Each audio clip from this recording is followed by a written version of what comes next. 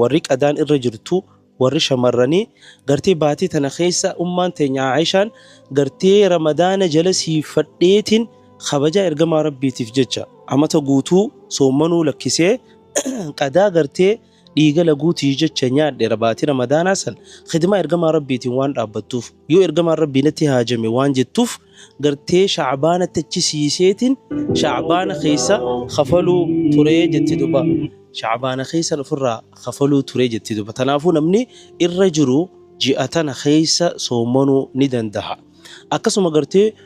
guyyaa 13 14 15 keessattuu hin dagatina namni ergamaa rabbi alayhi salaatu wassalaam ayyaamal biid soomane baatii tana irratti akka jennete eegalle tana 13 14 15 yooniif kasoomantu taate ayyaamal biid jechuu akka baatii tana guutuu soomantetti lakkaawama namni immoo sunnaadhaaf gartee isniinaa fi khamisa dur soommanuu hin turre isniinaa fi khamisa dur soommanuu hin turre soommanu sunnaadhaa jiruu isaa keessa soommanuu hin turre 15 duraa kana malee 15 boodaa soommanuu hin qabu tanaaf obboleeyyan kee ergaa tana dhageeffadhaa sheer walii godhaa